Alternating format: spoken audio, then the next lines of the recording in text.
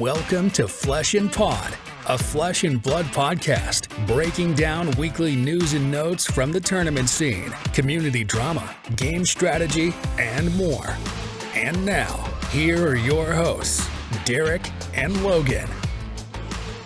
Hello, and welcome to episode 128. That seems like a really big number of Flesh and Pod. My name is Logan. I am your host, and with me, as always, is Jedi Knight Darick Oswald. Darick, what color is your lightsaber? I guess I never asked. Like, if you were a Jedi, what is your lightsaber color? Primary is purple. Always has been, not just a Mace Windu thing. It actually resonated with me back when I played the Decipher Star Wars card game. The moment that they released the Mara Jade card and she was pictured with that purple lightsaber, and I was like, oh wait, like I guess you could have a lightsaber of any color. It was like an awakening for me, but I was like, that, like, purple is it, right? Like, that is the aesthetic for me. So it's always been purple. Anytime I've played games where you dual wield lightsabers, so like when I did Knights of the Old Republic for the first time, I was dual wielding and I did one purple, one orange. So orange is my go-to for the second color, but normally purple is the color of choice. And when we did the Disney thing, so like when I built my lightsaber, I got it in Well, purple. that's nice of you. That's good. But I was just curious but that's not Flesh and Blood. And the one I won, my trophy one, it's was a a red Ventress. blade. It's red. Yeah. That's my lightsaber color is red. Like, I am Sith through and through, apparently. But did you do Flesh and Blood? Because that's what this show's supposed to be about. I didn't do anything directly. My armory ended up being canceled this past week. There's kind of a weird thing that's occurring in my local area where there's like 4 different game stores that compete for people's attention, and Flesh and Blood has always been something that has kind of floated between them, but has not been like a primary focus for them. And as a result of that, the people who go to those armories are trying to either establish either a new location or a new night. Because like I'm in several Discords and there's been some discourse. And so like this past Tuesday, a number of people couldn't make it because of family obligations and whatever. There was only going to be like 2 or 3 people showing up. So I didn't go, but I've been offering my like, hey, I would be able to attend a lot more if, you know, it was at this location or on this night, etc. So that's about as far as I made it as far as actual Flesh and Blood stuff goes, but I've been just closely following all of the reveals. I'm approaching the point where I want to start theory crafting new, I think, just because I was waiting for quite a bit more of the set to come out, because I think it's really hard to gauge, if I'm being honest, the power level of all of them until you understand how often you're going to get chi. Also, I think that you need to be aware that priapism is an erection that lasts for over 4 hours, and you should seek medical attention as soon as you experience that. Yeah, there was a moment where I almost needed to call a doctor, and we'll get there. I guess cover. Yeah, we'll get there. We'll cover that later. But yeah, it's mostly just been me following stuff. I'm probably going to start doing some more heavy theory crafting as well, because I don't know if you saw on Twitter because you were at your event, but I'm having fiber internet installed finally, so I can get rid of Comcast. So on May 23rd, I will be able to cancel my Comcast. I'll have fiber internet, assuming the install goes well. And so I am tentatively for that following Friday, the 24th, scheduling my return the day to before Twitch. You turn 40. Yeah, the last day in my 30s, I figured we would celebrate in style, and I will likely do what I will describe as like the just chatting stuff, where I just want to talk about card games in general for a bit and hang out and kind of celebrate with folks. But then I do also want to stream some Talishar games, and it'll either be Arachne, Uzuri, or new. It'll be Assassin, whatever it is. And people, you never know. I might pop in so you get some live fapping, and that's not banned on Twitch. Apparently, you can fap live. So that's definitely a thing that can happen. We did After Dark this past week, and that was a tremendous After Dark. It was a hell of a good time. We had a good number of people in there for that, in and out for a lot of it. But mostly it was just some high quality conversations about the usefulness and efficacy of a cuck chair as a sleeping device, which is not what it's intended for.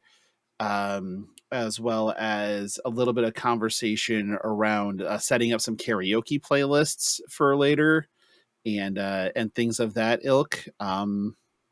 Pineapple discussion about right side up and upside down, what how that all matters in your life, things like that. So that was something that we did. Then Thursday I actually played in a Blitz Armory because I hadn't played in a local in like weeks because of just all the travel and different shit that I've been up to. But finally got to play in a local. And so because it's Blitz and I kind of didn't give a shit, I just, Shiana, let's fucking go. And managed to go 2-1 in Shiana, opened a Marvel Young KO in prize packs. So that was pretty good. Yeah. Because that KO is going to be legal longer than the adult one. Than the other one, yeah.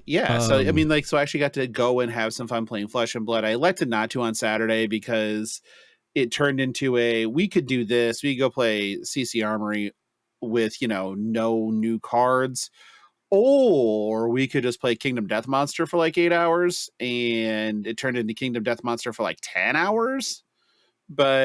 And our entire settlement, we lost all of our gear in the hunt phase in like really fast and had to play like a rebuild game fighting bosses, which is not a thing you want to do in that game. For any listener that has played the game, they understand what I'm saying. We got fucked and then had to try to recover as fast as possible to not die to bosses that we couldn't avoid. So yeah, that was fun. But it was a good time. I love that game so much. I plan on doing the 48-hour KDM at Gen Con where you kind of pop in and out, but like basically it'd be go to a true dungeon, back to KDM, go play Flesh and Blood, back to KDM, go play Star Wars Unlimited, back to KDM, just like basically that cycle for the entire 2 days or whatever it is. Hey, we're demoing this game. All right, cool. I'm going to go demo that game, back to KDM. And that's kind of how I'm kind of planning out my cadence for what I want to do with there, but we'll see. But yeah, I actually did something in Flesh and Blood. Kind of felt good about myself. I always been following the fucking spoilers, which we'll get to it. There was a calling this weekend though. That's something. We haven't had a calling, I feel like, in a little bit. I mean, not a ton of time, obviously, but it was, I forgot there was a calling in Warsaw this weekend. I did. Really? I almost wanted to go to that until I realized how packed the second half of my year was going to be. It ain't great. Travel. Mine looks bad too. There was a time, like 2 months ago-ish, I remember saying to Flake, because Flake loves Poland, right? Like he did a bunch of stuff with Gwent there.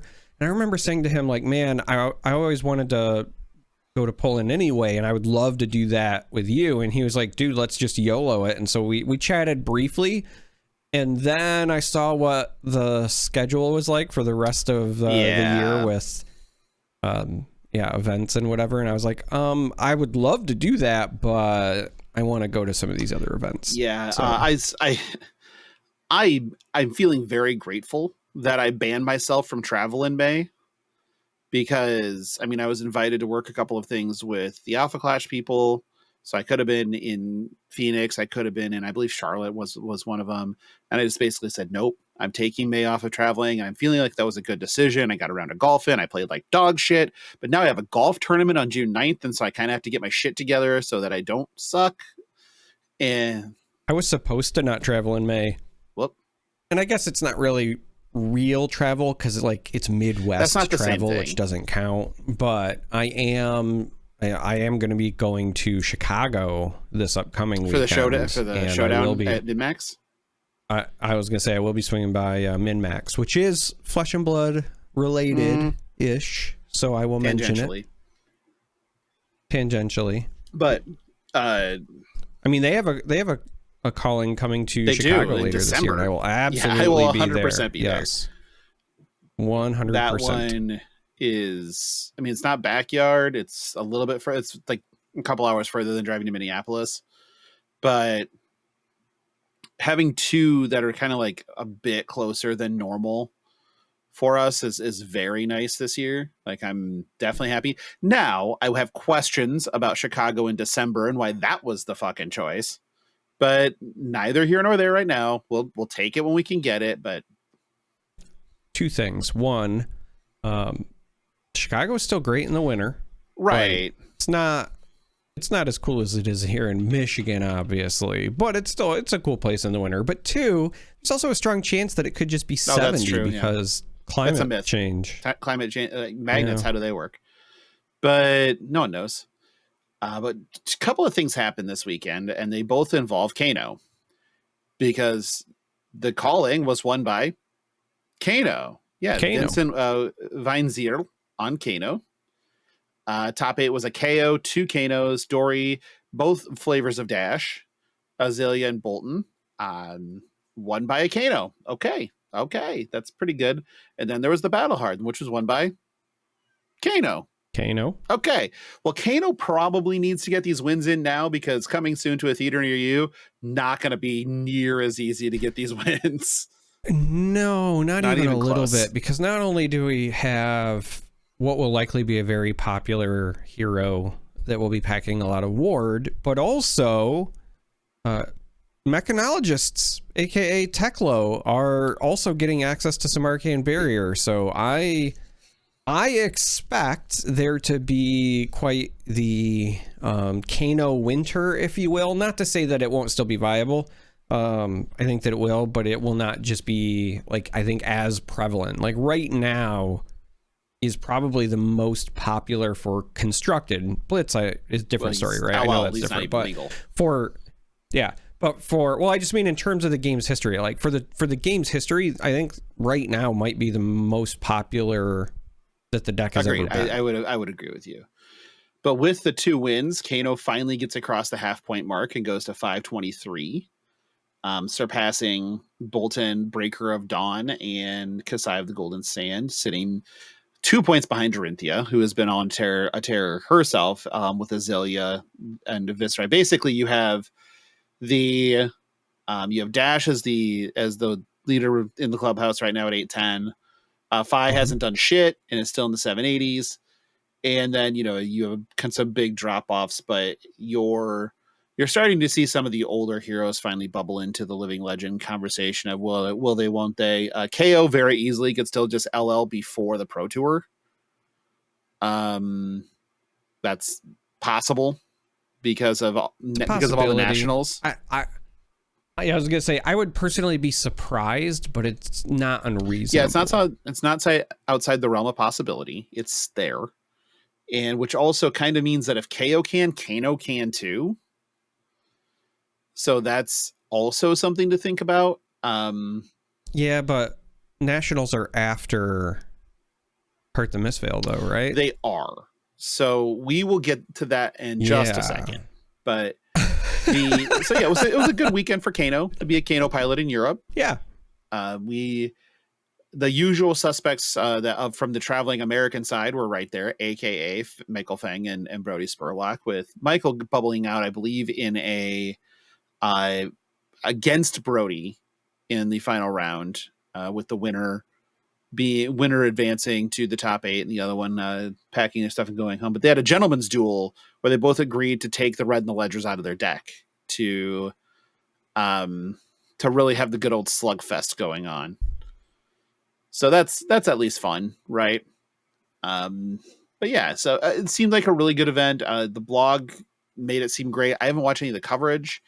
I have heard that the Kanos, specifically the winner, put on an absolute masterclass in playing the deck, but I haven't had a chance. 1, I wouldn't know what a fucking masterclass in Kano looked like. I'm too stupid. 2, I just haven't had time to go watch it. But it's weird. Like, yesterday, I got sunburned playing golf at 85 degrees in Iowa, and today I've been wearing a hoodie all day because it's been in the 50s. So sounds like a hoax. It's a fucking myth, right? Goddamn hoax. Son of a bitch. But at any rate, we got the majority of Part the Mistveil spoiled for us, courtesy of a lot of just insanely talented content creators doing some fun shit. If you haven't watched the 3 floating video, you should definitely go watch the 3 floating video. If you haven't watched the 1-2 juice video, you should definitely go watch the 1-2 juice video. Yeah, the 1-2 juice one was good. The Ria's was incredible. The reunion one was actually really like well done. Yeah, there's been but basically everybody kind of went and did cool shit with their reveals, which is what what you want, right? You want the showcase. They Doa with putting the like turning the Katsu over. Eric doing Eric things. It was so I think that this was a really good spoiler season for videos. We weren't a part of it, but that's neither here nor there. Apparently with the I'm going to say that Charmer's nipples may have been too provocative for the Flesh and Blood audience, but who's to say? Not us. We'll have to ask. We have a special guest coming on in a couple of weeks. We'll ask them, find out what they think. But that's a teaser. We call that a teaser. I'm teasing something that's going to be happening in the future. I mean, I don't know about that, but it reminded me of something that I need to tell you, but that might be a FAP After Dark story. Interesting. I'm now very concerned, honestly. But yeah, well, so a couple of things here. First off, we're going to tackle the expansion slot stuff. As Charmer alluded to, there are now Arcane Barrier Evos. I wonder where we've heard this before, but yeah. So we get a headpiece. We get all 4 slots as Evos now. So you have a headpiece that 0 cost, blue pitch, mechanologist instant equipment Evo head, has AB1. When this is equipped, put up to 1 mechanologist action card from your banish zone on top of your deck. So if you need to put your singularity back on top of your deck that's been banished, go nuts. Can do. You have the heart drive. When this is equipped, the next attack action card you play this turn costs 1 less. The short circuit, when this is equipped, deal 1 damage to any target. And the speed slip, when this is equipped, the next attack action card you gain gets boost. So, and these are all Arcane Barrier. They're all blues. They all cost 0. They are exactly what they have to be for Kano. They are pretty close to perfect. Yep. First of all, I'm happy they did this. This is exactly what I think needed to happen to make Teklo feel a bit more complete. But I keep going back to and looking at Evo Short Circuit and feeling like that might still make its way into decks as a one of. That's its way to pick them off for the last damage, since it's not well, it's preventable. Kind of the same way. Well, I mean, yeah, it's preventable. And maybe you only bring it in to certain matchups, right? Like, I don't think it is in the main, but I think it might stay in the 80 or whatever, or in the list in certain things, because it's not quite like Reckless Swing, but it's still, as you said, right? It's that last point. And especially when you get to like the bigger tournaments where it's going to be open deck list and your opponent gets to see it, just to make them respect it. Like, you might not even bring it in, but you want to make them play around it, sort of thing. Like, there's a lot of power in just being like, hey, at any time as an instant, I could just threaten 1 damage. And it's not arcane damage, right? Like, it's got to be prevented with ward. So yeah. We also got Supercell, which is a blue block 2 mechanologist action. Cost X. It says put X steam counters on X target hyperdrives you control. So you have to have that number of targets. Create a hyperdriver token with X steam counters. If X is 3 or greater, you may shuffle a construct Nitro Mechanoid from your banish zone into your deck. Okay. Also pretty good in some instances if we're going on the hyperdriver plan, which Max does obviously quite a bit. I don't know that I guess I'm not familiar enough with Teklo to know for sure whether or not that's something that you're interested in. Maybe not. But yeah, like, so it's probably maybe I'm wrong, but to me I think it's the weakest of the expansion slot cards we've seen so far. I mean, again, some of them are absolutely juiced. I don't know.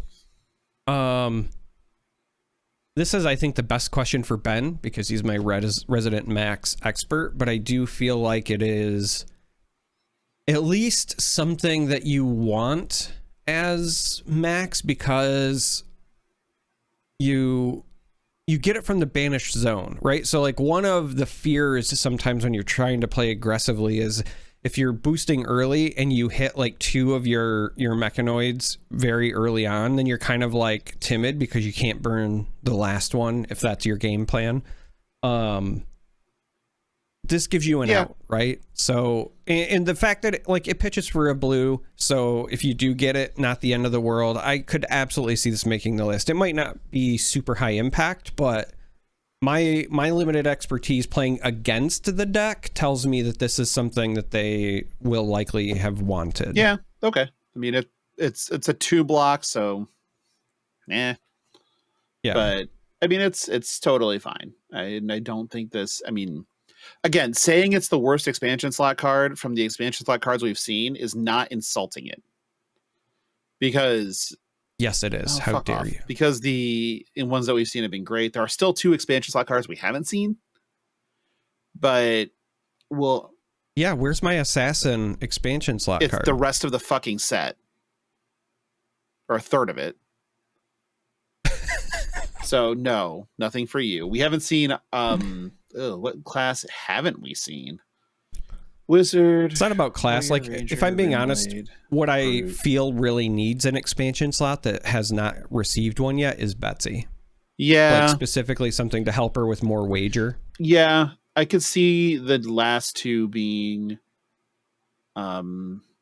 Betsy. I think one of the last 2 could be Betsy easy. It's hard. It's hard to really think what the last one would be at that point in time.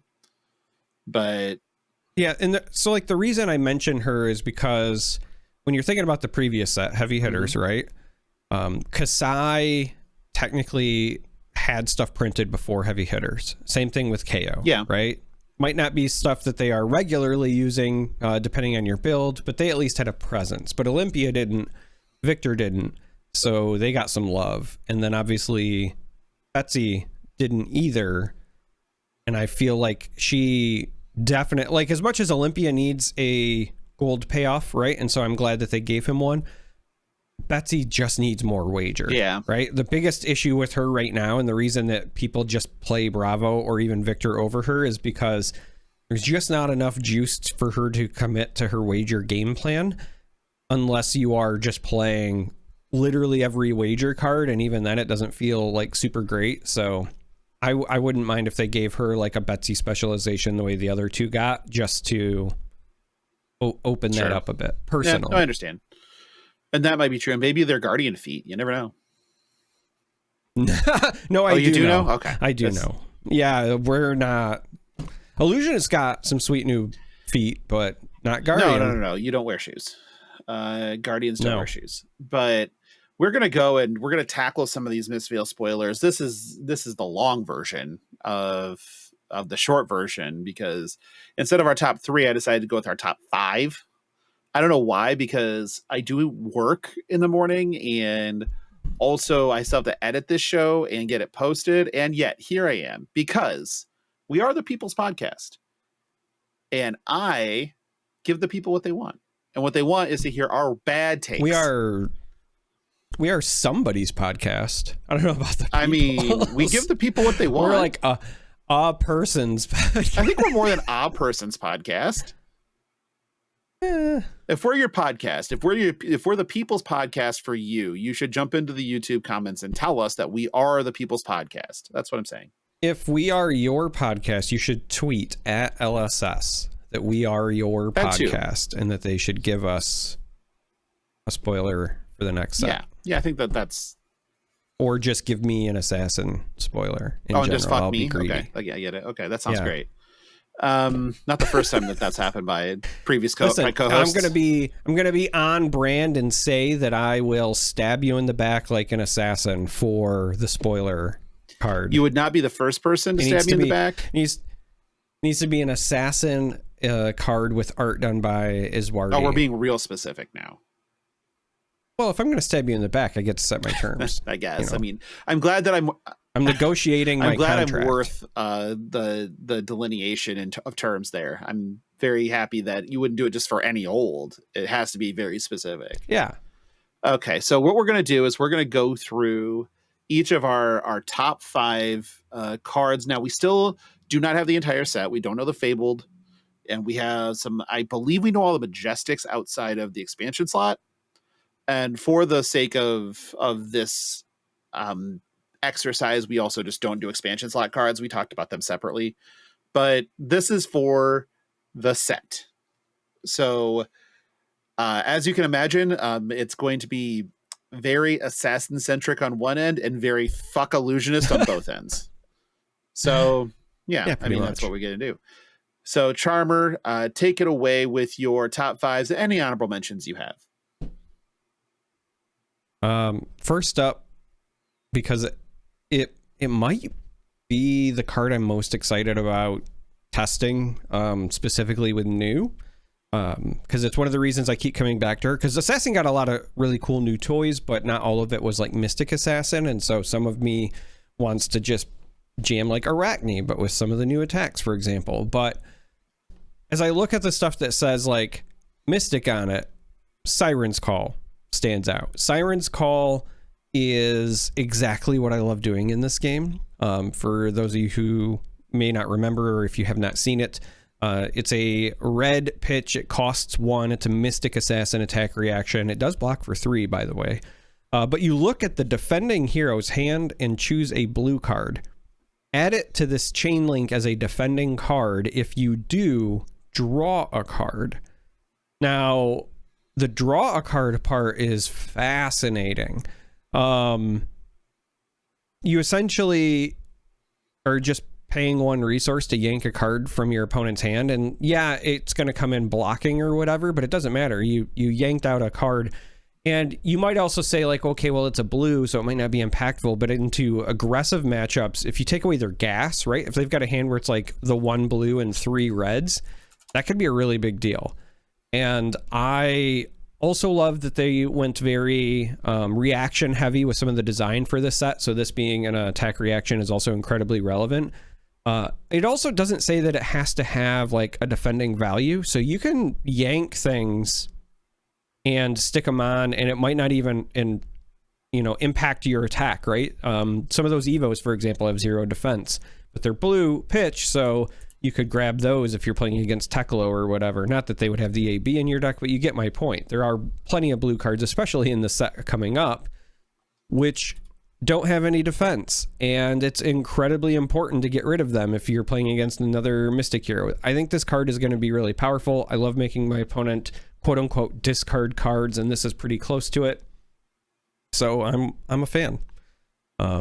That's my out of the gate. It seems like an innocuous card when you read it, because it's not adding any power, and potentially it's removing you're making its own attack potentially doesn't hit, but it fucks your opponent. Like, if we're being realistic here, you get to 1, see what they're working with. 2, you get to replace this card, they don't, and then it impacts their next turn. So it throws off this turn and next potentially. So the disruption, which is usually your game plan as a person, not necessarily assassin, just you as a human. This fits directly into what you want to do. So this doesn't surprise me. Absolutely. And the other thing is this is obviously on this particular chain link, and we know that new has some tools for getting go again. Assassin has some tools for getting go again. And so if you lead off with this, then you can also potentially make a more relevant attack easier to get through. We also know there's like this sub theme with some of the attacks in this set that where they have exactly 1 attack, for example. Well, what's a great way to get that through? Yanking a card out of your opponent's hand. I just really dig the design, and it's neat. You know what else is neat though? 0 for 5s are fucking insane.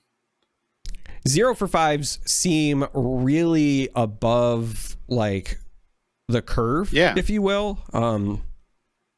Historically, just playing your generic 0 for 4s has always been really good. That's why cards like Sink Below have stood the test of time. So when I saw Attune with Cosmic Vibrations, I was like, oh, we're just doing 0 for 5s now. It's just a regular Mystic attack action. So it doesn't have to be Assassin, but New can definitely play with it. It's a 0 cost blue pitch, has 2 attack and 2 defense. But when this attacks or defends a hero's attack, you reveal the top card of their deck. If the revealed card is blue, this gets +3 attack and +3 defense. So if you're blocking, it could be a 0 for 5 blocking. If you're attacking, it could be a 0 for 5 attacking. That is wild to me. I understand that it's conditional and it might... It's swingy. Yeah. It might not matter in some matchups, but in other matchups... It's interesting because in the matchups where you want the 0 for 5, I feel like that's going to be the ones where it's more relevant. For example, if you have this in your deck and you're playing against a Go Wide Ninja, you're probably saving this as your blue pitch and then just defending with your other cards, right? Or maybe you do this for one of the smaller attacks. But if you're playing against a Bravo and you're trying to hedge against Dominate, Bravo is going to have a bunch of blues, or just any Guardian for that matter. So jamming this down, you've got a really good chance that this ends up being a 0 for 5, and then when you slap the D-React on it, you might not just cover the crush, you could cover the entire thing. So this just feels really powerful in certain matchups. No, I think you're right. I think that the use case for this is pretty high in certain matchups, and in other matchups, it's the blue 0 of it all. It's also really good late, because most decks, if you go into like Fatigue or you go into late, they're down to blues. And because, you know, we play an attrition based game, like we really do. And we're using blues as resources until it's time to use blues to try to close a game. And so this could just end up being 0 for 5 attack. So it's operating in the last ditch effort. It's the last ditch effort slot that costs 0. And so it's basically a red that's also blue for endgame. That's quite strong. Would be the best way to put it. So I think that this one made sense to me to make it on the list just because of how versatile it could be. Plus the art is fucking phenomenal. Yeah, the art is great. I would kind of like to see that as a matte or something, but I also just, you know, you talk about versatility. It really stood out to me because I'm like, oh wow, this is also a Mystic attack. So any of the Mystic heroes could play this, and I could see an argument or a use case for any of them actually packing it. So that being said, you know, it's not just a Mystic attack. Instead, it's an Assassin attack. No Mystic on here, so I can play this beautiful card in all of my Assassin decks. Is it a blue block 3? It is a blue block 3. So it passes my immediate tests already. Bonds of Agony. Now, there's actually quite a few new Assassin attacks in this set in general that I'm a huge fan of. But this one's probably my favorite because of what it means for the class as a whole. Not just new, but like all of them. Bonds of Agony, blue pitch, blocks for 3, 0 cost, has a 1 attack, which will be relevant later, but just 1 attack. Has the stealth keyword. So again, if you're playing any of the stealth variants, it's already checking that part off the box. Very, very good. Says, all right, strap in. If you've played or activated 3 or more attack reactions this chain link, this gets +3 attack. And when this hits a hero, look at their hand and choose a card. So we're already up there. Checking off one of my boxes. Then search their hand, deck, and graveyard and banish up to 3 cards with the same name as the chosen card they shuffle. So first of all, nightmare scenario is if you catch somebody where they've got multiples of the same card in their hand, like this could be a discard 2, a discard 3, like absurd. But even just getting 1 card and then getting the rest out of the deck is incredibly powerful. It might seem like it's going to be difficult to activate when you see, you know, played or activated 3 or more attack reactions as chain link. I can tell you that is so easy as an Assassin player. Pretty much all of your relevant Assassin equipment has like attack reaction uses. So you can activate those. Black Tech, if you're running the Banish Mask, Shriek Razors. I also feel like in new specifically, because of some of the tools she has, Shroud might actually make a comeback. So you have those. Then you've also got your actual attack reactions, right? So kind of giving you an idea here. If you play this and you're running Shroud, and then you activate Shroud to give a discount to your next reaction, and then you play a Spike with Blood Rot because this has stealth, for example, well, that you're already, most of the way there, right? That's 2 attack reactions there. And so any of the other equipment, trigger it. You could stick on, again, a Shred, something like that. And then 1, with that many attack reactions, you're probably hitting. And then 2, you're getting this incredibly powerful effect. The big reason I highlighted this is because it's Hand Disruption, it's Banish. Both of those are things I love, but specifically, this is a monster in any contract assassin deck where you've given your first attack go again, right? So yes, I think this is going to be good and new, but in a situation where maybe you want to play this in like Arachne, for example, you could start with an attack and then Corrosive Tendency, get a Banish, and then you go into this, and then if you trigger all your reactions and this hits, all of those banishes from this trigger when it hits will count towards whatever contracts are on the chain. So you could make an obscene amount of silver and then just ride that for the rest of the game. It's really, really good. I dig this card. The art is also fantastic. I've spent more time thinking about how I want to abuse this than maybe any other card in this set, if I'm being honest. Maybe. There's one card at the top of the list, and I'm saving that for the last, but I'm sure everybody already knows what that one is. That's true. Like, that's very true. But... So, how do you feel about Bonds of Agony? I play a deck that... has a lot of cards that have the same name. And I mean a lot of cards that have the same name. Rainbows of stuff that have the same name. Yeah. I guess that is also something worth mentioning, or is fair to point out. It is just same name. It doesn't have to be same pitch value, right? So if you banish a blue version of a card from their hand, you could also then go fetch 2 red ones from their deck. Or a red or yellow to fulfill the contracts. Right. That's what I was going to say. If you've got those contracts, right? Like if you started with an Eradicate or something, or a Leave No Witnesses, then you just go find the versions that you want. And so I was reading this as a Kasai player and going, I really, really would love to just block this with Valiant Dynamo and call it a day. But the blowout of just blocking with Valiant Dynamo is really, really fucking bad. So you almost have to commit Dynamo plus a card and hope they don't go over, which is also terrifying. See, that's why I love this card, because it's going to be banking on 3 reactions. You don't know if it's going to be something as simple as like Snapdragons or Black Tech, right? Or Siren's Call, or if it's, they could pitch a blue and go with like 3 spikes. Yeah, right. And now it's an extra blowout because 13. If you commit, maybe you're trying to plan for the over the top, right? You might block with an equipment and 2 cards, and then if they go over the top and they also yank a card from your hand, like your turn's blank. That is, and they fulfilled a bunch of contracts, made a bunch of silvers. Like, I love the guessing game on this card is just a lot, and I think that they firmly want Assassin to be in the head game space, and I don't think that's a bad thing, right? Like I don't think that that's necessarily something that they should avoid, but it is going to make for a whole lot of very in the tank decisions when it comes to blocking these things. So make sure that we can start timing the top 8 maybe, but if this ends up being good, but at the same time, I think that the design here, we're really getting some better definitions of what classes are supposed to be in this set. And Assassin is definitely the make them think you have it, or make them guess at what you have.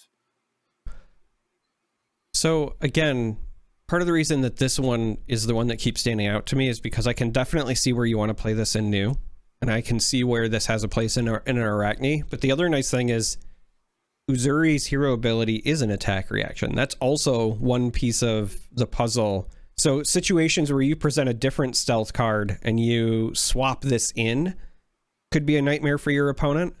Similarly, you could start with this, get them to like crazy overblock, and then swap something else out. Sure. As well, just to shift this. Like, there's so much I right, love and about I'm this pretty card. sure, since this is on the link, that Uzuri's ability counts as an attack reaction to fulfilling one of the three. So if you do happen to Uzuri swap this in, you're already a third of the way there without having spent another card.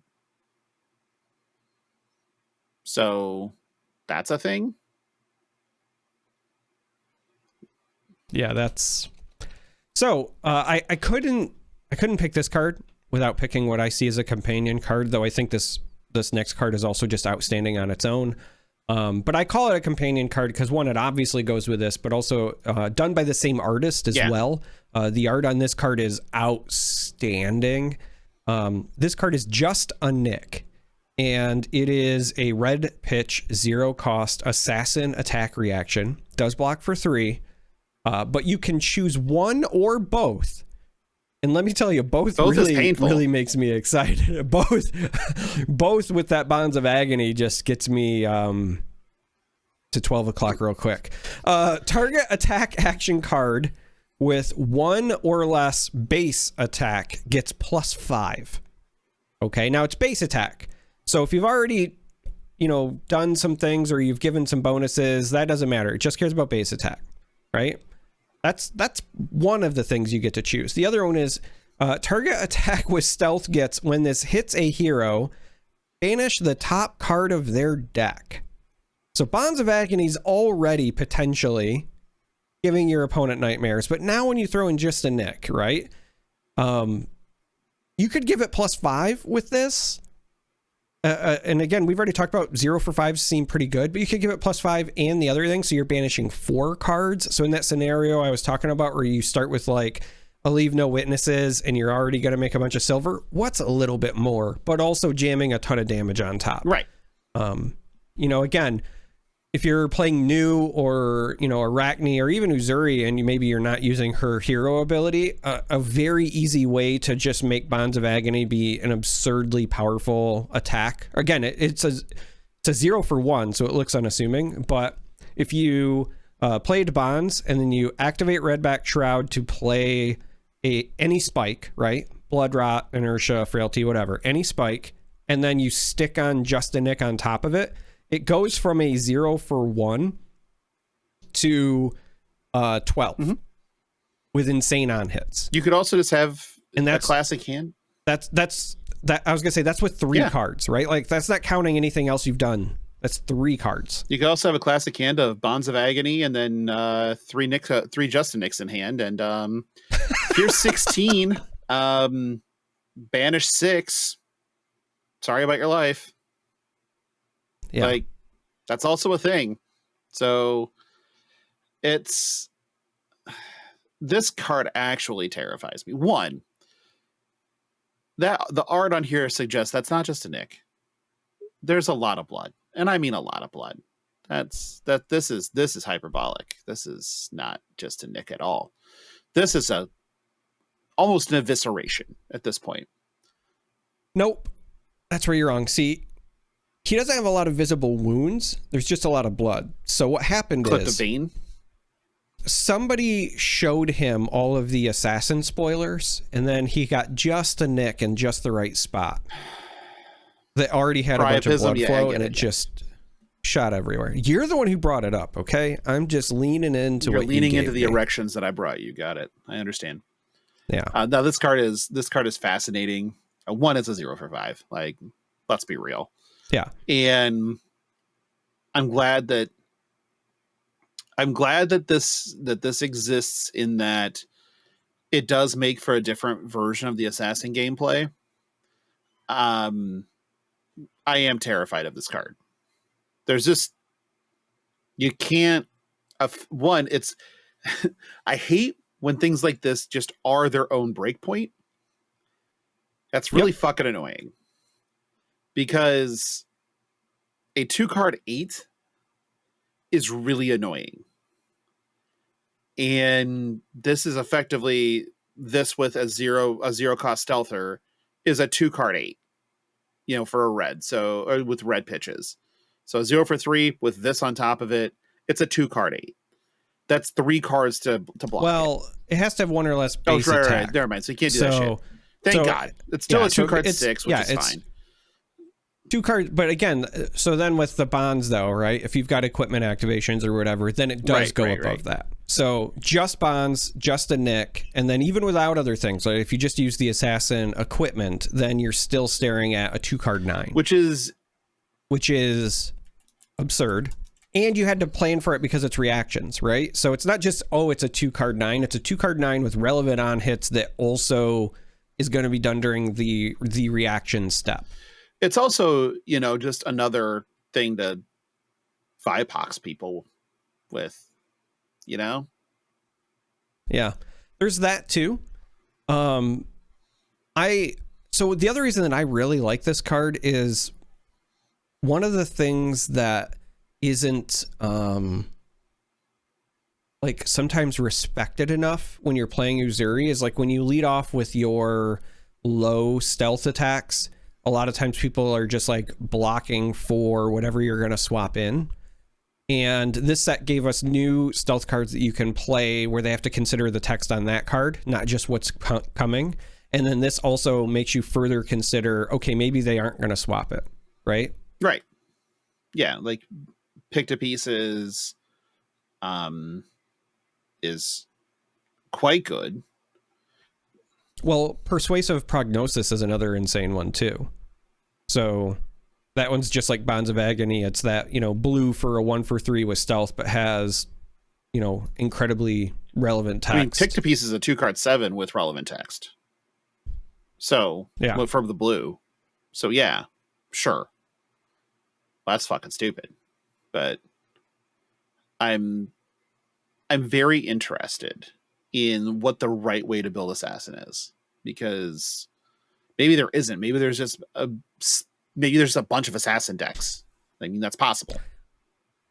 So this might be a bit of a psyop, but I would argue that the best way to build assassin is whatever way you want, so that all the assassins are not cookie cutter, and then it makes it that much harder for people to play around. They definitely aren't cookie cutter. So there's that. You get one more card. What do you got? Yep. So the last one I chose, big shocker. Not a shock. Is Wardy. He can't just keep getting away with it. Absolutely insane artwork on Mask of Recurring Nightmares, the Mystic Assassin legendary headpiece. I will absolutely need this in extended art cold foil. I will also have to reach out to Iswardi because I'm gonna want an artist proof. Just full stop. Card is beautiful.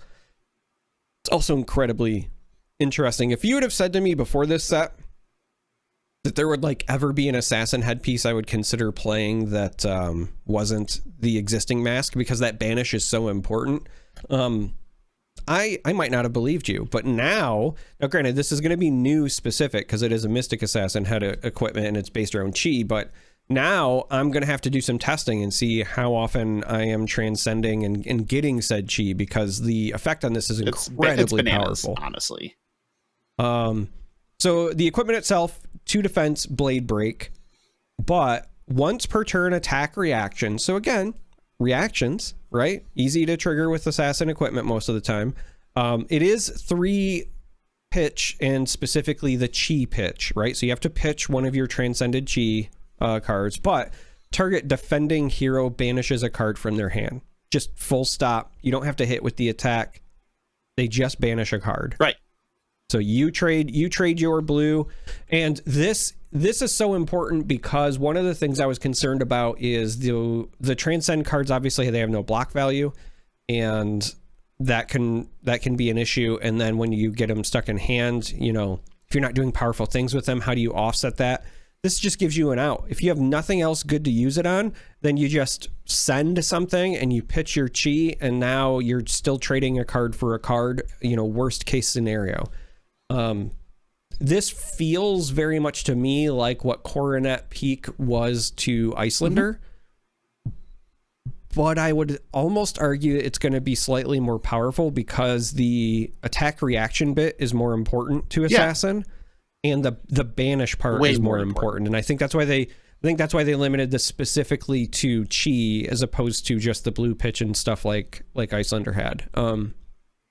Card seems outstanding on the surface. I can't wait to test it. And again, if you have not seen the art, you need to do yourself a favor. It is just outstanding. Yeah, this is the first card that gave me pause twice in the set.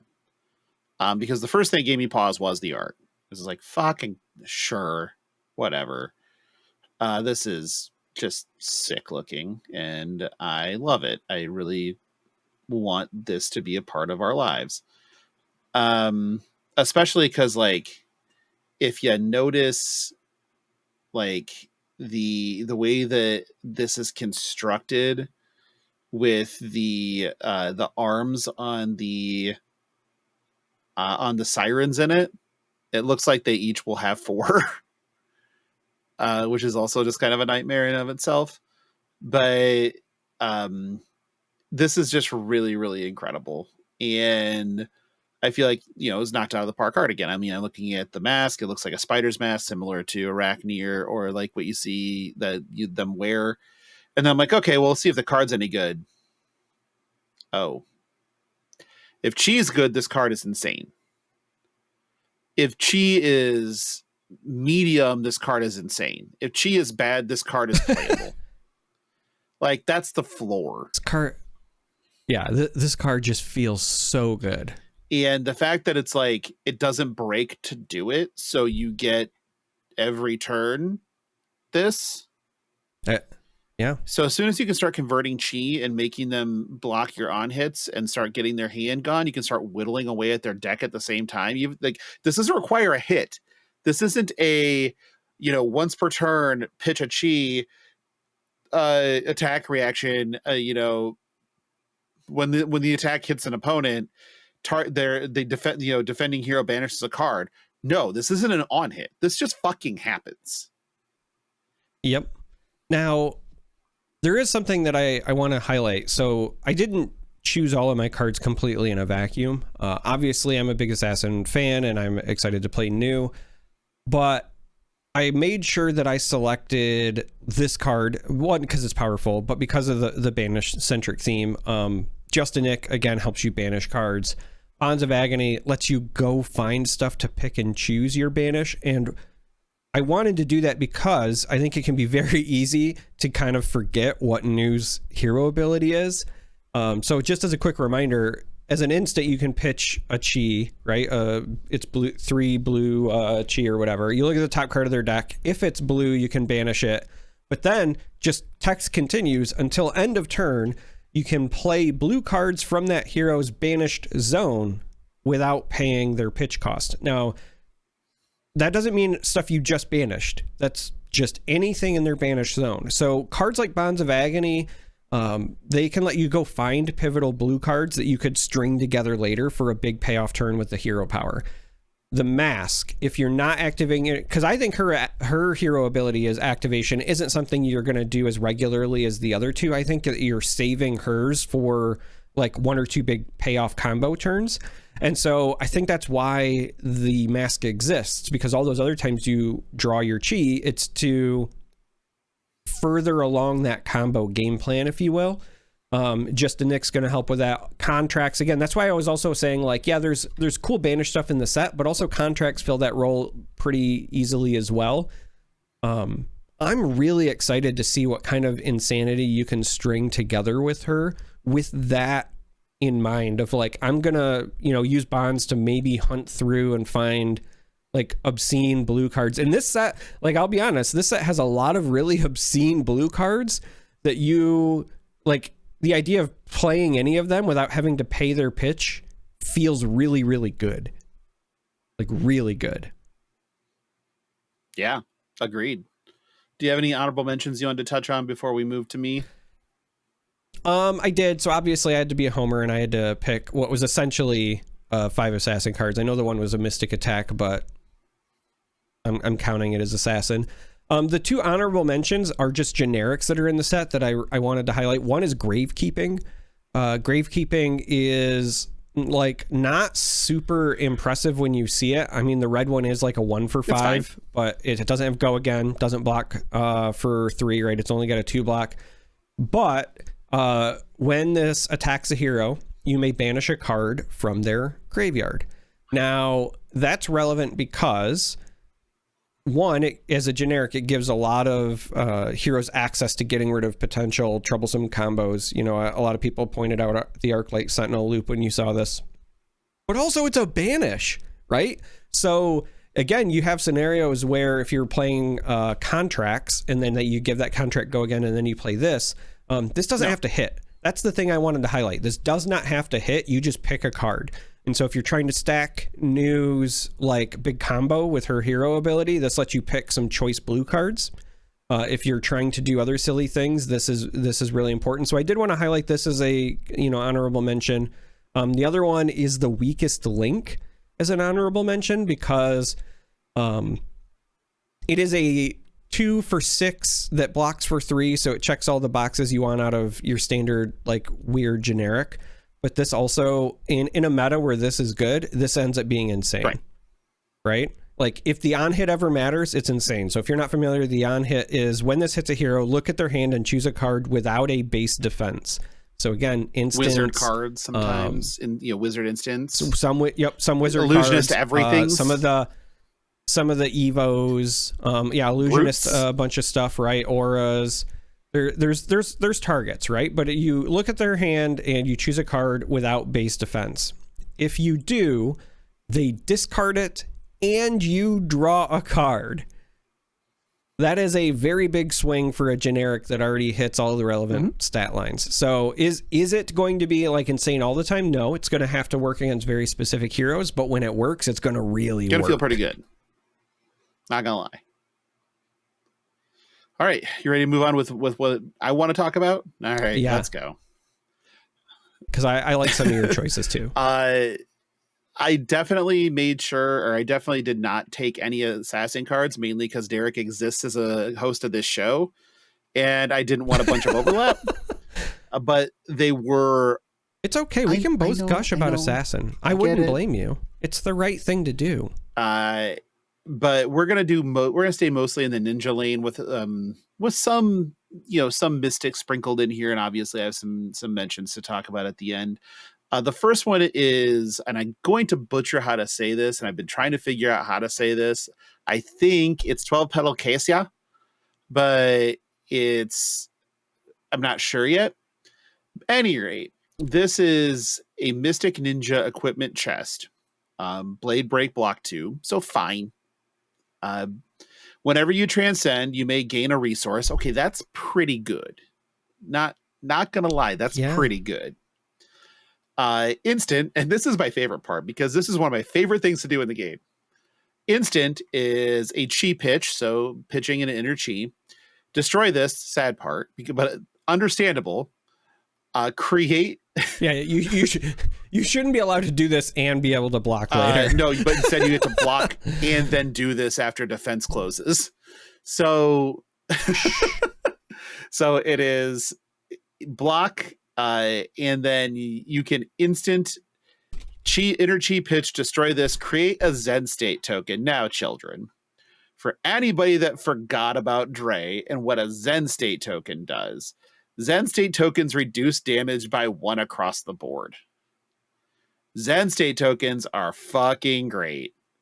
And making Zen state tokens hurts your opponent's feelings a lot. Here's why this card is also insane. Because if you're doing this properly, as you said, where you block with this and then you're using the instant, right? Zen state doesn't just reduce damage. It enters the arena with a counter on it. And then at the beginning of your action phase, you destroy it unless you remove a counter. So it sticks around a turn.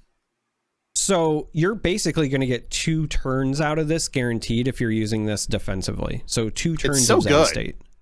Like, it's so good.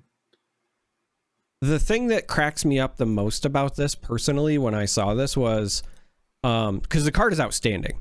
And again, the art on this is phenomenal as well. I love the art on this. The lighting is very well done. I honestly, I can't wait to see somebody cosplay as this because the outfit is also outstanding. But the reason I was chuckling is this card I think is best against ninjas, and it's a ninja card. Well, now it's very good into rune blades when they're throwing a bunch of like rune chants at you, because it's each individual instance of damage is reduced by 1, right? So Zen State's very good there, but does mess up wizard math as well. They're trying to go. It's also very good into warriors. Could be very good. I mean, look, I'm not saying it doesn't have its uses, but arguably with all the crouching tigers I expect in this next set, the fact that this is so good specifically in the mirror kind of cracks me up. I think it's good way past that. One, as a worst case scenario, it's fucking with breakpoints and making things easier to block. Also just like saving you damage, just so the floor of this in reality is if you're using it defensively on a turn and they do nothing else, which they're going to do something, but if they do nothing else, it probably blocked 3, right? And blade break block 3 is pretty good. But you also consider kind of the time walk effect on it. It might just completely implode the opponent's turn. That is definitely a thing it can do. Because if you have a bunch of spectral shields that have a +1 counter on them or attacking for 1 or whatever, they don't attack anymore. They don't do shit. And rune chants, they do nothing. They have 0 impact. It's phenomenal what Zen States can do to people. They break people's brains on a regular basis whenever they happen, because they were so hard to do in the beginning, because it was in the open the center or the find center chain. I'm pretty sure is where that went from, which was in Crucible. And yes, Crew is where Zen State started. Right. And then they revisited it with the wax on, wax off. Yep. If I remember but you have to jump through some hoops, and either way, this is the easiest we've ever had it to just make a Zen State token to just fuck with them. Yep. And I'm here for it. This is wonderful. Even as somebody that would be negatively impacted in this playing a Centauri Saber go wide deck, like this is just perfect against that type of thing. This is just a phenomenal piece of equipment. And then also when it just sits around, it kind of does a pseudo tunic impersonation. So it does some of that. If you're in a transcend heavy deck, it does some of that. That's the other interesting bit. I do kind of wonder where that part's going to fall in.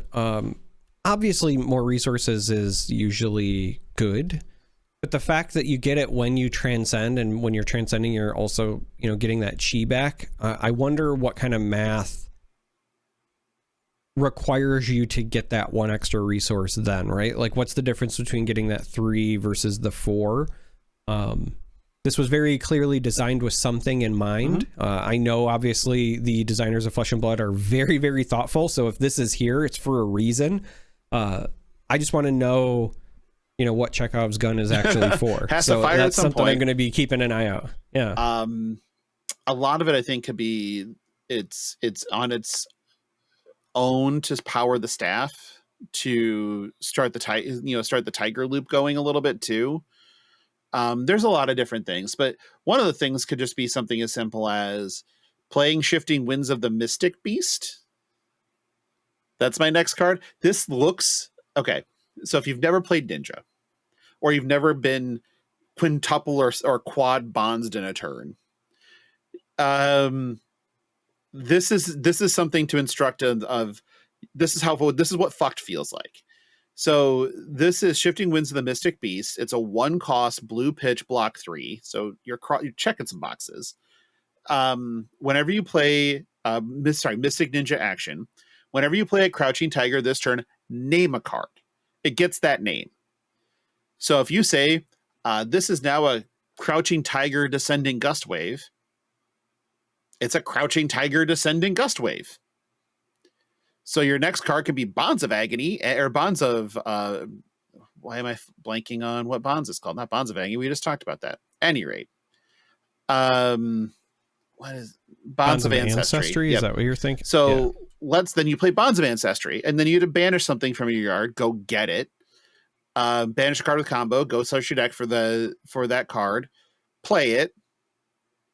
Okay, and then play your other tiger and name, or you can go get a Bonds if you want to. Put it down there where it belongs, and then name. Crouching Tiger naming Descendant Gust Wave. Banish.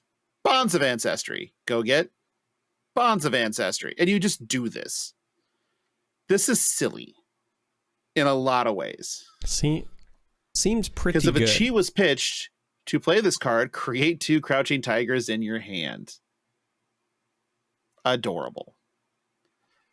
And it only costs one. Costs one. It's the low price of 1. It's honestly, I read this and there is a player in that is sort of local to us, but he's a Minnesota player. His name's Michael Berg, but Bergie always talks to me about ninja stuff because he is a Katsu kid and a very good player. We talk about this type of stuff all the time. And so when I saw this, I was, because we talked a little bit about how the deck could work and stuff like that. And I saw this and I just sent him the screenshot. And he was just, and I'll pull the reaction up really quick because it was quite funny. I sent him the screenshot of this and said, well, there we go. I said, Bond's line got easier. And he says, yeah, like the card a lot. Worth noting, pitch T to this goes Tiger Bonds, Tiger Key Unleash off Bonds. That's fucking stupid. That's not even counting. So the big reason I pointed out it costs 1 as well is if you're pitching the chi for this and you're going to have like your 2 floating, that's just staff getting you another attack with Crouching staff. Tiger. Yeah, why not? Right? So this is basically like if you pitch if you pitch the chi, you're basically getting 3 Crouching Tigers to just do whatever you want. Go hard. It's fine. Let's go hard. Like this one stopped me for a second because as a non-attack goes in a ninja deck, I'm like, yeah, this is what we want. This is the type of thing. Just being able to be obnoxious with some of your lines is exactly where you want to be. Speaking of obnoxious, I don't know what to do with this card, but I often just pick a card because it's sweet. And this card, 1, the art is fucking phenomenal.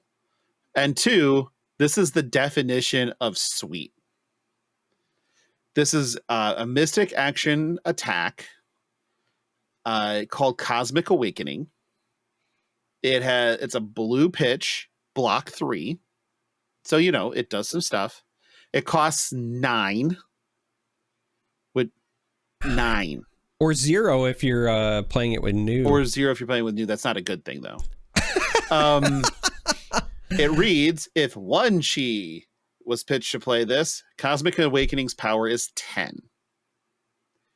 If 2 chi were pitched to play this, Cosmic Awakening's power is 15. If 3 or more chi were pitched to play this, Cosmic Awakening's power is 20. 20.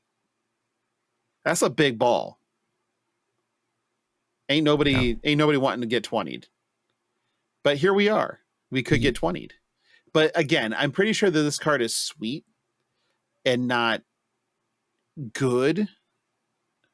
I mean, the card's art is also top notch, which again, you could say this about the entire set at this point and you would be 100% right. But this is another one of those ones that when I saw it, I was like, dude, if this was a mat, this is a stellar mat. Pun incredibly intended. Yeah, absolutely. I also, real quick before we move on, I need to tell you that I am chuckling inside that this card awakened your Sesame Street, like your inner, because I don't know if you know, but you were doing the count. Oh yeah, no, you're like 1 chi 2 exactly. chi I love the count. 3 chi ow, bad. I wonder if you can just nick this thing though. I mean, it has. It doesn't have, so it depends on how. Without the wait for rules or prize, or just ask Josh. But I'm not sure. I would like it to. I think it's funny if it does. I mean, I feel like the star is a base of 0 unless otherwise. Yeah, but I noted, right? For usually for treatment of cards, card effects. Again, I'm just gonna wait and ask Josh because. Yeah, we'll wait and ask him. But that would be funny if, it's you pitch 3 chi, you play this, and then you just a neck from Arsenal, and just make it 25. Because 25 just seems right. And oh wait, did I mention that was in Blitz? Yeah, you're very dead. You're as the children would say, you are stone fucking dead. Jokes aside, speaking of Blitz, I'm actually legitimately excited with all of the new stealth stuff that was in this set to break out Arachne Solitary Confinement and do some more testing for Blitz. Oh, for sure. Yeah. I don't see why you wouldn't be. Like, that seems... Because some people are like, ew, Blitz, but I'm like, yay, Blitz. Yeah, I don't see that as a bad thing. Like, okay. Why are you... Is this the first time that you felt like that you wanted to experiment in Blitz? Is that what this is? No, I always like playing Blitz. Because it seems... I feel alone in this because a lot of times I'm like, hey, there's this thing I want to try out in Blitz, and then people are like, does anybody even play Blitz, or why would you want to play Blitz? And I'm like, I love Blitz. I think playing Blitz is fun because it's meant to just be fun. It's meant to be interesting. Listen, do you know how many hours I spent willingly playing Blitzball in Final Fantasy X? Yeah. And most people hated that part of the game, and all I kept saying was like, I just want a self-contained Blitzball game. Like I want. Yeah, I think that's. I mean, I'm not gonna yuck you. I mean, you want to play Blitz. Play Blitzball. Sure. I actually, like I said, I enjoy Blitz, so I might be the wrong person. My fourth card is a fun one. This was the Pitch Perfect spoiler. So hi Elaine, hi Melody. This one is Prismatic Leyline. So yellow pitch, so 0 cost. Okay, you got my attention again. 3 block, yay! But the fun part about this one is the text. Your next red attack this turn gets +1 attack. Your next yellow attack this turn gets +2 attack, and your next blue gets +3 attack. Go again. This is go wide fun, and it's fun shit. I like stuff like this. I like where it's like, hey, if you're a deck that already wants to play the rainbow on some of these cards, let's make the rainbow just a little bit better. And it's a generic, so you can do whatever you want to with it. This can go anywhere. Yeah. So I like this for a couple of reasons. Block 3 always helps. 0 cost is great. This is going to sound weird, but I like it because it's a yellow. Like, it's a playable yellow. And having things that I can put in and feel less guilty about using to get rid of library feels good. Yeah. Of course. Yeah. But I don't think that library is specifically like so good or anything like that. I guess maybe I'm just wrong. I mean, I guess I could be wrong there too. Where you need to start playing yellows. Like, let's be fair here. I mean, I like it also. I'll be honest. Like, this could just say assassin on it and it would fit right in. That's true, actually. Like, the only thing keeping this from being an assassin card is it's not like an attack reaction, right? It's a non-attack action, but yeah, the blue attacks are the ones you would want to give the +3 to anyway. Most of the time, again, it's going to be these like one attack stealth cards, but also playing this in front of like surgical extraction feels pretty relevant. My last card that we're going to go over here is I mean, there are reasons I love this card. but the biggest one is that it's right in that Briar wheelhouse of power. And that always makes me happy after having played a ton of Briar. But this is Tooth and Claw. It is a 0-cost Mystic Ninja action attack. 4 power, 3 defense. When this attacks, you may reveal any number of crouching tigers from your hand. If you revealed 1 or more, this gets go again. So that's kind of easy. 2 or more, this gets +1. Okay, so if you have 2 or more, it becomes a 0 for 5. 3 or more, draw a card. So insane. It's so one thing to note is that most cards that create crouching tigers put them in banish zone. However, things like Shifting Winds of the Mystic Beast don't. Those create them in your hand. Sacred Art Jade Tiger Domain creates them in hand. There are several cards in the set that make them in hand. Tiger Form Incantation, hand. So this isn't as hard to turn on as you'd think to at least get the +1 and go again. So it's a 0 for 5 go again, which is fan-fucking-tastic. That's pod racing. That's exactly what you want. So I don't know. Like I read this and a lot of times when I'm into when I'm looking at these cards, I'm just like, okay, is this any good? I end up going, there's got to be something I'm missing. What am I missing here? Because the only thing I can think of is the hoop to jump through of getting things in your hand. At worst, it's a flusterfist. It's a, it's just a 0 for 4 that blocks 3. That's its floor. That's a pretty good floor. Its ceiling is 0 for 5, go again, draw a card, which is a giant fucking ceiling.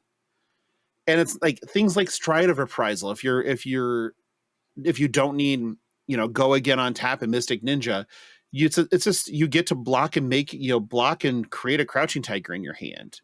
Like there are so many ways to pull this off. Like it doesn't seem that difficult to me, and especially if you can string them in multiples in a pitch stack or anything else to make it so that you can have 3 tigers, in your hand with multiples of this card.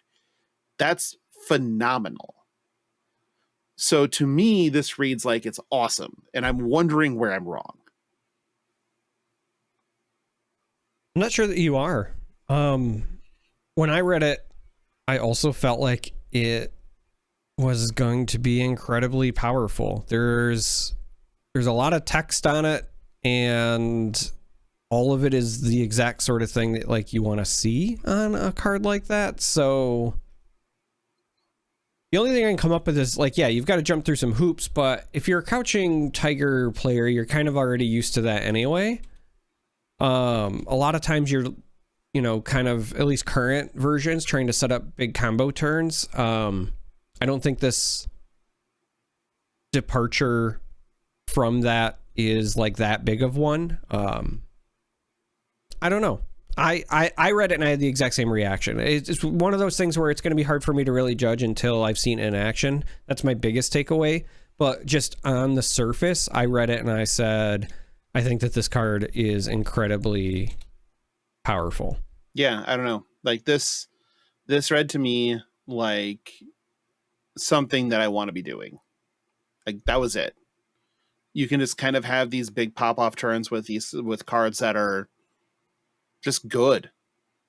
And again, it keeps fueling you. It keeps giving you gas. If you manage to have 3 crouching tigers in your hand, this just is more gas. So yeah, it seems really good to me. The ceiling is just so high because you're gonna have to jump through a lot of hoops to get the 3, but it's a non-conditional draw card. It doesn't even have to hit. It's not on hit draw a card. It's just, I got a 0 for 5 go again draw. And they card, chain. Right? Let's E strike, but instead of losing a card, I gain a card. Or we'll stay card neutral, but it's, and then also again, all of the things like your incantations and stuff like that and even your Companion of the Claws, they put it in hand. So this setup isn't that difficult to me. This seems like something that we can do pretty simply. Now, again, we're probably a deck that doesn't block very well, but we're not Ninja Turtling with this. We are just ninjaing with this. And so we're trying to string together these long lines and make it hurt. Like that's it. Even if it's something as simple as, you pitch a chi to Zen to go and create a crouching tiger in hand and then search for a combo card and start going from there. That's still pretty damn good. You can do a lot with that.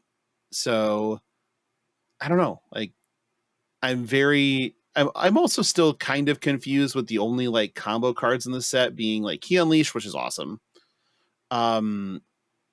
Aspect of Tiger Body, which is, a body, soul, and mind. And then Biting Breeze and Breed Anger are your only combo cards in the set. But there's a whole world of combo cards if you want them. So that's not a problem. I don't know. Like I said, I feel like that this card is probably going to get slept on and it's going to be very good. That's just my thought, but willing to be wrong, but I still love it. Honorable mentions for me. Fine. Well, talk about Enigma for a second. You realize it hurts my soul to do this. You know that, right? Okay. Yeah.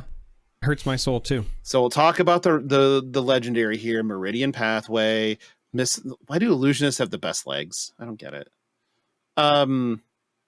But this is an instant. It has no defense value. It's just Mystic Illusionist legs. As an instant, you can pitch a chi. You may play auras this turn as though they were instants. Go fuck yourself. Whenever you pitch a chi, you may have this get ward 3 until end of turn. Sure. So you just get a block 3/2. Might as well.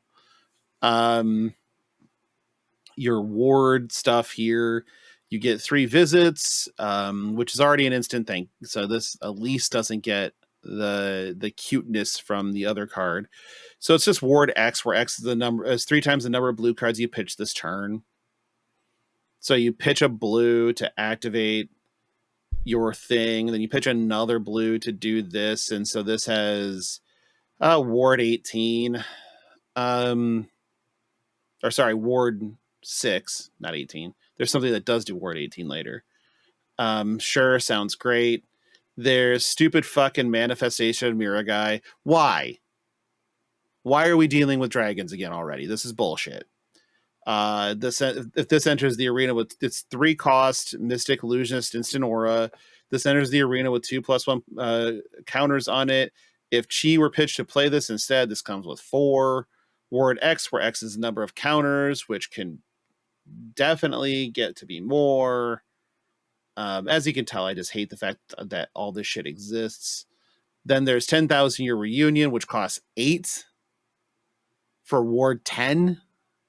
But you can remove 3+1 counters from among auras you play you control rather than pay this card's cost. So you could just as easily pitch to play an instant aura and then just slam this down by removing counters from your other auras and have Ward 10 in play.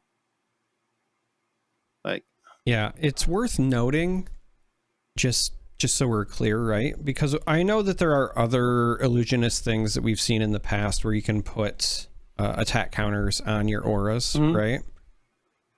And we obviously know Enigma can do that as well. But this 10,000 Year Reunion and Cosmo Scroll of Ancestral Tapestry are both just straight illusionist cards. So they are not Enigma specific. So I'm also like waiting for like just obscene prism builds that could potentially try to make use of these as well. I mean, it just turns it into like I pay 1 to swing for 10. Yeah. Like that's... And they even so forced painful. this Wardy to do illusionist art and made Restless Coalescence, which is, again, the art is gorgeous. So there's that. But, it's a 0 cost illusionist instant aura. When this enters the arena, move any number of +1 counters from auras you control onto this. So you can just, like, if you have spectral shields that are going to pop due to ward, you can just save the counters on them onto this. And then once per turn, remove a +1 counter from this, create a spectral shield. So you can just, just let this shit out with spectral shields. Great. Has ward 2. I don't like any of this. It makes me sad.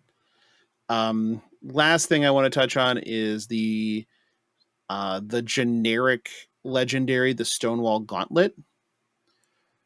This is a fascinating thing. So one, it's generic gloves. It's generic arms, which, okay. So something for me to play in Shiana. Thanks. So I can finally take Cracker Jacks out of it. But I knew that would get you. This is. I was just laughing because you weren't playing Goliath Gauntlet. Nah, Cracker Jacks.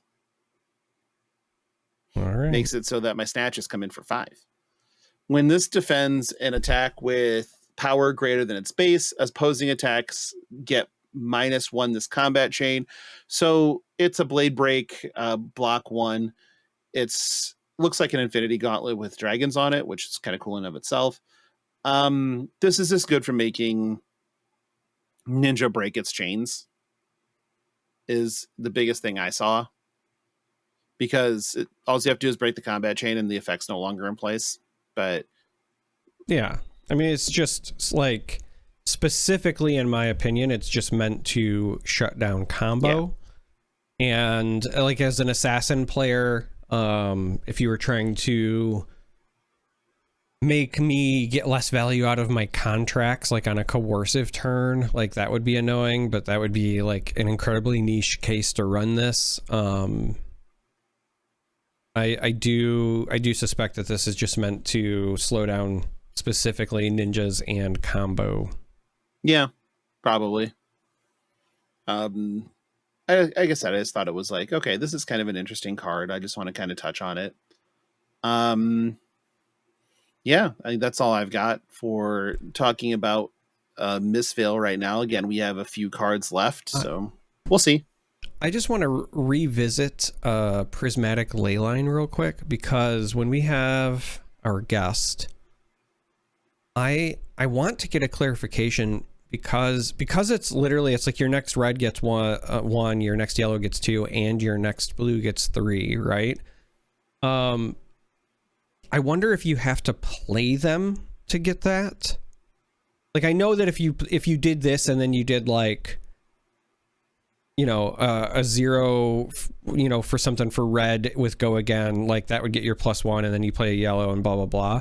But I wonder if you have to play it or if it just statically gets it. And the reason I'm asking is because I could see a situation where you start with Prismatic Leyline and then you could lead off with like a stealth attack with Uzuri. And then I'm wondering if you then did the swap in. So if you start with like a red stealth, but then because that would get the +1.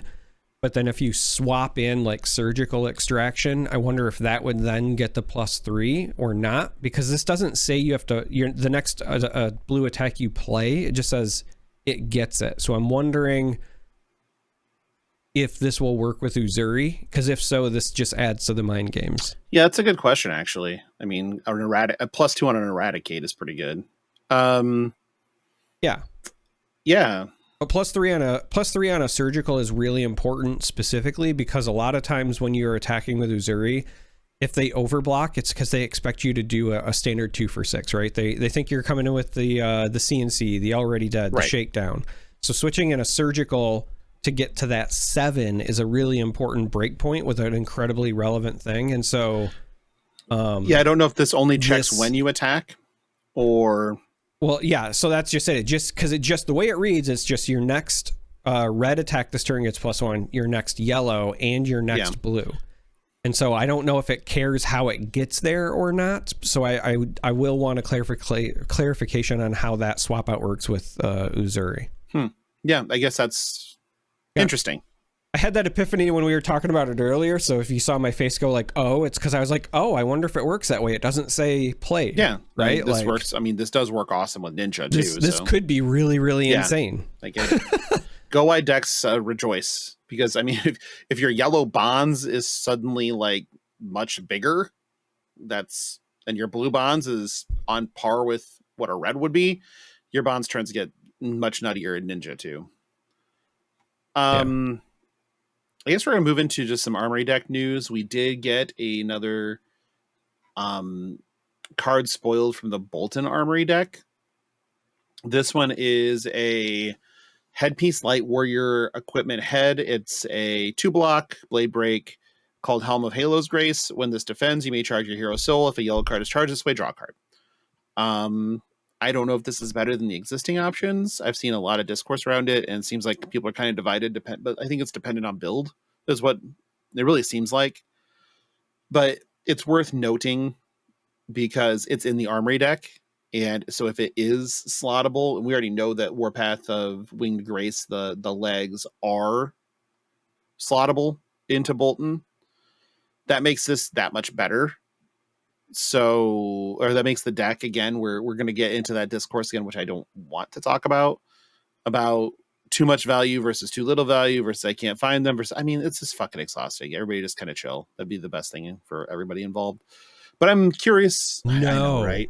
I'm just curious if this is going to be like, I don't think it's going to be the default headpiece, but over Warband. I think it's Warband of Bologna is the... Yeah, Warband is the other one. Which is, a block 2 temper, so it's a block 3. And then you can pay 2 to destroy this. Next time you attack, you can charge. So they're not that far off each other, honestly, in my mind. But, your mileage may vary, and I'm not a Bolton player, so I don't know for sure. But it's there in case that you want to know what else is coming in the Bolton deck. I don't know that we have a release date for that yet. Maybe we do. Let's look at the mothership really quick. They usually tell me. Yeah, maybe they don't. Okay. Well, either way. But like I said, just discussing it because it's a thing that popped up in the news. Something to talk about. Actually, here, this is where it is. Fair. Maybe. Yep, July 12th is when that releases. So July 12th is when you get Armory Deck Bolton. Anything else before we move on? No, not related to Bolton. What about anything else?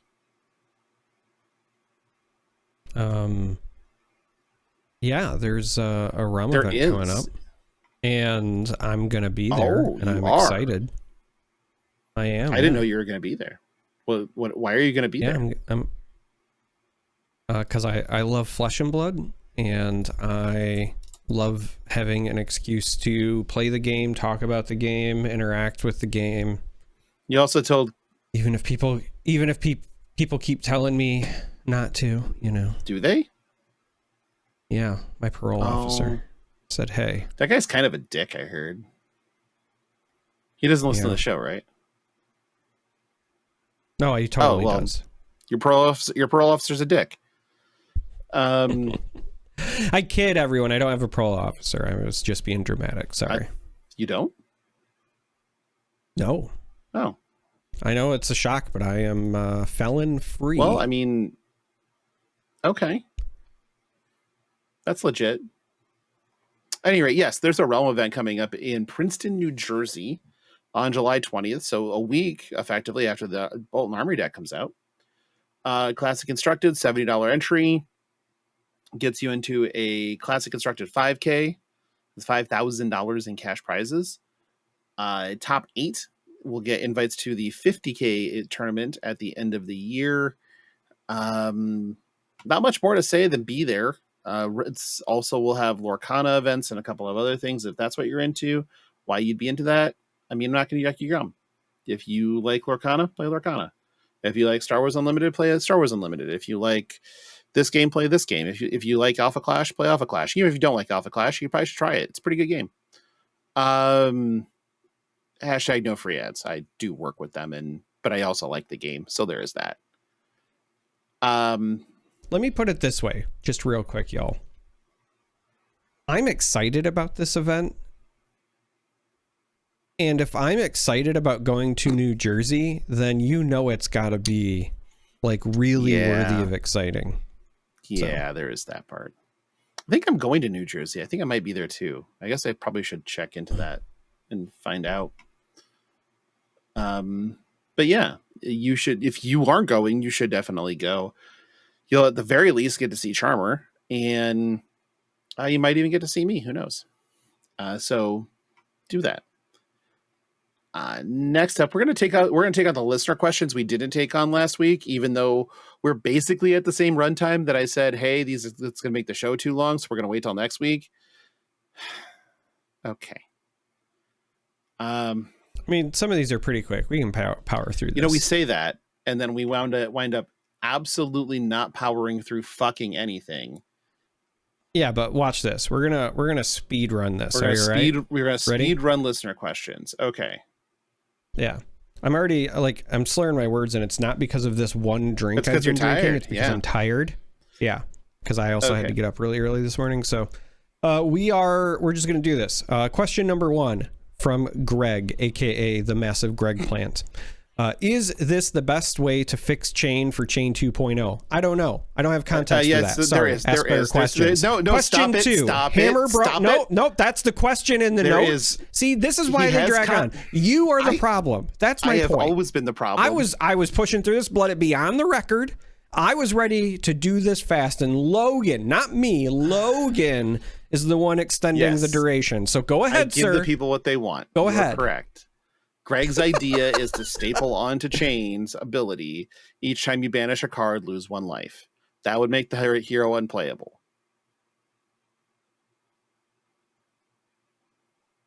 Each time you banish a card? Yeah, that would be okay, this is a psyop because Greg, like me, has been playing a lot of Assassin, and he just wants an excuse for contracts to kill you even faster because he's not understanding that with the text written as is, everything in this set would make him just explode. Yeah. Okay. Next question. Hammer Bro 82. Hammer Bro 82. Off topic. Well, sorry, we don't have questions that are off topic. No, just kidding. Didn't LSS promise 15 new heroes this year? We are now at 8 with 1 set after MST. Do you think the 3rd set is 6 heroes, and are they counting on a promo release for hero number 15? Do you think we're getting another round the table UPF product? Are we getting new heroes in a Clash or Armory deck? What are your guesses for the distribution of the last 7 heroes? So I think, personally, we will get another either round the table or UPF product. I think that the next set was more likely to be 3 on, 3 off sort of thing. Heroes. And then we'll get... around the table thing, and then the last one could end up just being something in a Majestic slot or whatever. It's been a while since we've had a merchant get printed. Could see they that. like to throw those in. So it could be that. It could be a holiday promo. Another holiday promo. They didn't say that they would be 15 playable heroes or whatever, right? So that's my guess. Yeah, that's mine too. I think it's 3 heroes in the last set, plus a UPF type of product, similar to Round the Table with 3 new heroes that are all in 1 box, and then a promo hero of some sort, whether it's a new adjudicator from Judge Packs or if it's a holiday hero of some sort, something along those lines. Next question is from Dom. I don't see the tale of FAP on the Mistveil spoilers page, so my question is, when do we riot? Yeah, absolutely. Right now. Riot is the language of the unheard and the oppressed. So riot. So now. Listen, it's serious business when the white people start quoting MLK. So just that is not it's serious business ever. That is the no. Usually it's awful and misinformed and exactly correct. Pushing an agenda. Oh wait, no, all of this tracks actually. Anyway, Blazestorm, valued member of the Patreon asks, what's your favorite type of bagel? Also, what is your favorite use case for a bagel? Like slab it with cream cheese, make a sandwich, etc. And if you want a fab-related question, which I don't, but for some reason he keeps going, who would you play on release weekend for MST and CC? Also, I'm playing in Montreal. It sounds awful. And cannot decide who to play in CC for the Sunday event. Do I pick Azalea, Dash IO, or rope-a-dope the field with Zen? Love me some Tiger Katsu. Here's my takes. My favorite type of bagel is whatever one is in my mouth at any given point, because they're all delightful. It's hard for me to find a bagel I don't like. My favorite use case for a bagel, there's actually a local coffee chain that started here in Michigan, and there's a bunch of them throughout, called Bigby. And they sell a sandwich that they call the bagel. My favorite is to get the turkey Havarti. So it's a bagel of your choosing with turkey and Havarti and then cream cheese. And then they like put it through a heater thing. So it's like a nice heated sandwich, like the cheese is melty. Oh, now I'm hungry. Like, it's so good. That's my favorite like use case for a bagel that is appropriate for the air. And then if you want to know who to play in MST, it's of course new. And if you're going to Montreal and you can't decide who to play, new or Arachne or Uzuri. Okay. I know they weren't on your list, but that's the answer you're getting So from me. bagel, I like a good garlic bagel. Like, I feel like a garlic bagel great. is fantastic. Everything bagel, great. Sure. Parmesan is insanely good. Great. Asiago's amazing. Cinnamon amazing. raisin. Cinnamon I'll or fuck with a cinnamon raisin. bagel. I don't even like raisins. And Blueberry bagel? Yeah, this is my point. This is my point, right? Sour Like, cream bagel, I'm out. You can't find a bad sour bagel. cream bagel's bad, but I'll eat a sour cream bagel. Like, slather it with Charmer's cream cheese, probably not. Make a sandwich is my favorite. So Oasis Bagel, specifically in Goodyear, Arizona, suburb of Phoenix, is my bagel place. That's where I have my favorite bagel. They make great bagels. I usually get either a garlic or an Asiago bagel with Taylor ham, Swiss cheese, ship it through to heat it so it's nice and melty, and then fucking stuff it in my mouth. That is my favorite thing to do with a bagel. Like, that's the best. Montreal playing in CC, you should just play Kasai, or I think Zen's good. Have fun getting the cards in time, but Zen's good. I think that there's a bunch of different builds you could do.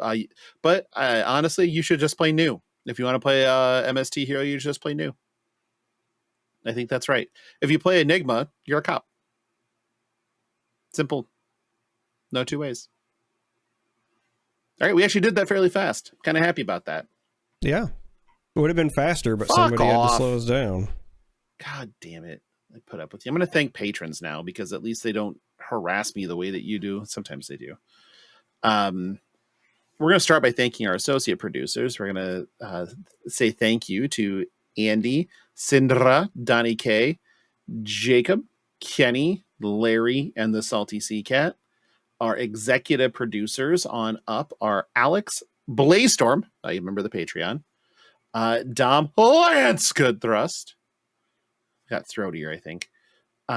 Matt Two Tokes, Puxonus, Trevor, Papa Mike, Philip, Rich, and Sunny. If you feel like becoming a member of the Patreon, you can go to patreon.com/fleshandpod. Link is in the show notes.